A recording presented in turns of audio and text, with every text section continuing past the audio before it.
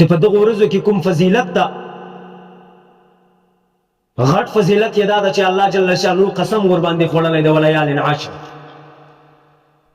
بل سے الله جل شانه قسم خوړلی دی والشفع والوتر. په دې کې راجح قول دا ده چې له شفع څه مراد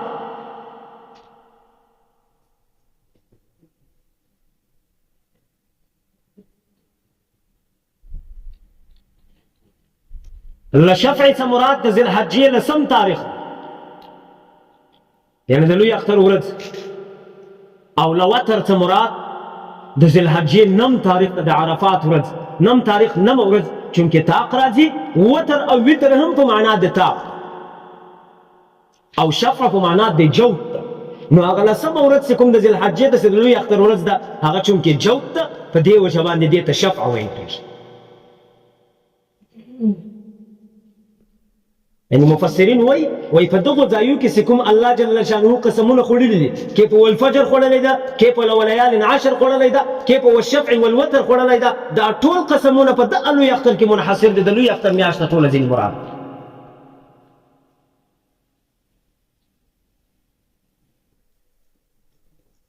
او د دغه میاشتې د فضیلت لپاره دا کافي ده چې رسول الله صلی الله علیه وسلم په یو حدیث کې فرمایي وایي که چا د دغه میاشتې چې کومې اولې 9 ورځې دي په دغو کې یې روژه ونیوله، الله جل شانه دته دونه ثواب ورکوي لکه 1000 ورځې چې د روژه نیولې. بالخصوص که چا د عرفات د ورځې روژه ونیول، الله جل شانه دته دونه ثواب ورکوي لکه 1000 ورځې چې د روژه نیولې. ګورئ د ترمذي روایت، د ترمذي شریفه کې دا حدیث را نقل سوی ده. زده کېږي مو انشاءالله. که چا په دا اول ورځو کې چې کومې د ذوالحجې اولې 9 ورځې دي، لسمه ورځ چونکې اختر ده، د اختر په ورځ باندې روژه نیول ناجائز ده، ناروا ده، حرام ده، ګناه ده.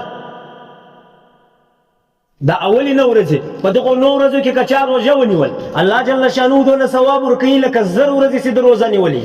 او د عرفات د ورځې روژه دونه ثواب لري لکه 1000 ورځې چې د روژه نیولې. د هرې ورځې روژه یې برابره، په حدیث کې داسې تورې راغلي دي چې د هرې ورځې روژه یې برابره ده لصیام 1000 ایام سره. 1000 وزر ته ویل کېږي. او د یوم العرفې روژه چې کومه ده د عرفات د ورځې روژه هغه برابره ده لصیام 10000 ایام سره، له 10,000 ورځو له روژې سره برابره.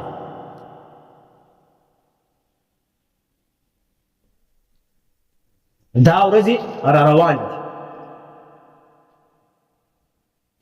او د دغه ورځو د فضیلت لپاره بس همدا کافي ده چې په دغه ورځو کې الله جل شانه د حضرت ابراهیم علیه السلام خوب پر ټولو مسلمانانو باندې واجب کړی. د ابراهیم علیه السلام خوب یې پر مسلمانانو باندې واجب کړی چې ابراهیم علیه السلام کوم خوب لیدلی ولو، هغه خوب چې د کله رښتیا کوئ، اسماعیل یې تر چاړې لاندې کړی. الله جل شانه له جنته څه دته پسه راولېږی، هغه پسه یې حلال کړی. هغه د پسه حلالېدل، د غوایي حلالېدل، د غوا حلالول، د وښ حلالول اوس پر هر مسلمان باندې صاحب نصاب یې پر هغه باندې واجب ده.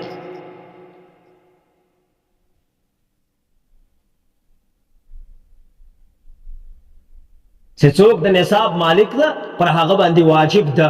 د نصاب مالک څوک ده؟ د نصاب مالک هغه څوک ده چې له هغه سره 9 تولې سره زر دي، یا د سرو زرو قیمت ورسره ده، یا له ده سره 52 تولې سپین زر دي، یا د 52 تولو سپینو زرو له ده سره قیمت پروت ده، یا له ده سره مثلا 1 توله سره زر پراته دي، 1 توله له ده سره سپین زر پراته دي چې حساب ورته ولګوي 52 تولې سپین زر ځینې جوړېږي، پر دې سړي باندې هم اختری واجب ده. یا له یو چا سره 2 روپۍ پرتې دي، 52 تولې سپین زر ورسره پراته دي، هغه 2 روپۍ د 9 تولې سره برابرېږي، بیا پر ده باندې دلته اختری واجبېږي. دی د نصاب مالک ته پر ده به اختری واجبي. 6 کالي اختري نصاب چې کوم دی د نصاب مالک هغه څوک ده چې له هغه سره نقدې روپۍ 4,22,000 روپۍ ورسره یي، پر دې سړي باندې اختری واجب ده.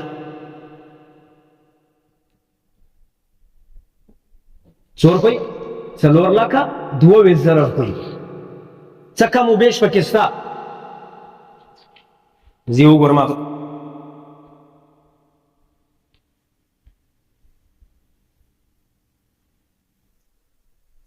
4,22,528 روپۍ ده. کله چا سره 2 روپۍ ولې پر هغه باندې اختری واجب ده.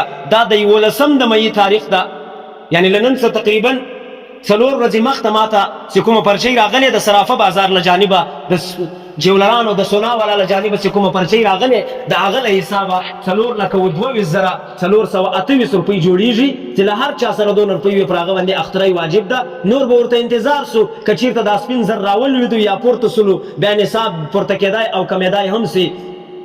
خو لنډه خبره دا ده کله یو چا سره 4,22,000 روپۍ پرتې دي پر دې سړي باندې اخترۍ واجب ده. په دغو روپو کې د کال تېرېدل شرط نه دي، د زکات لپاره د کال تېرېدل شرط دي.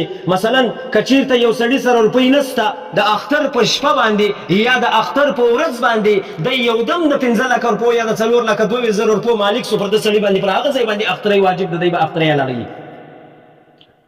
داسې نه داسې کال به پر تېرېږي پر هغه ځای باندې پر واجب ده. دا یوه. دویمه خبره دا نه ده لازمي چې له چاته سره دې خامخا 4,22,000 روپۍ در سره پرتې خالي 22,000 روپۍ دي، خو په کور کې یوه زیاته خونه لري، هغه خونې ته چې قیمت ولګوي هغه په 4 لکه روپۍ باندې ده، نو 4,22,000 له تا سره بېرته موجودې سوې، بیا پر تا باندې اخترۍ واجب سو. په خبره پوهېږئ انشاءالله. ډېره پیچلې خبره ده، ډېر خلک په دې کې چورت نه وایي.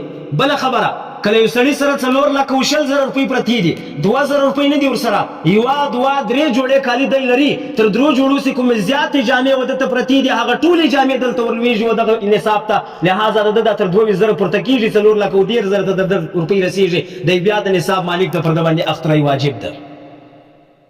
وایه وایي دا کالي کوم څه دي 3 جوته کالي ما او تا ته اجازت سته چې هغه زما او تا له هر نصابه ایستی سو. یو هغه کالي دي چې ما او تا په عامو حالاتو کې اغوندو، بل هغه کالي دي چې ما او تا ماخوستن د خوب لپاره اغوندو، بل هغه کالي دي چې ما او تا د پروګرام لپاره اغوندو.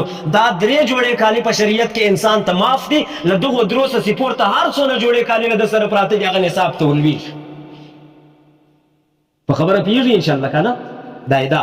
بله خبره کله یو چا سره مثلا 4 لکه روپۍ پرتې دي، د ده لوښي پراته دي، په پوره کال کې دا هغه لوښي نه دي استعمال کړي، هغه لوښي راخیستل کېږي و نصاب ته ورلوېږي، هغه لوښي که د 22,000 روپو سو 4,22,000 روپو دی مالک سو پر ده باندې اخترۍ واجب.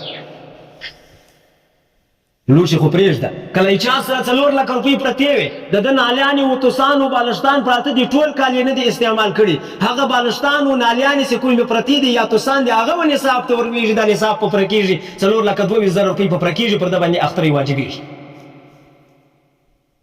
اکثره خلک مازې ځان ځینې خلاصوي، وایي روپۍ خو 4 لکه لرم خو دا 22,000 نه لرم، خو دې ته یې نه دي فکر چې په کور کې یا زیاته خونه لرم یا زیات سوارلی لرم، حالانکې پر سوارلۍ باندې پر دا مشینګري باندې اخترۍ نسته. او که تر ضرورت زیات ولو تر اوسه دې چلولی نه و د خپل ضرورت لپاره پر دغه باندې بیا اخترۍ واجبېږي.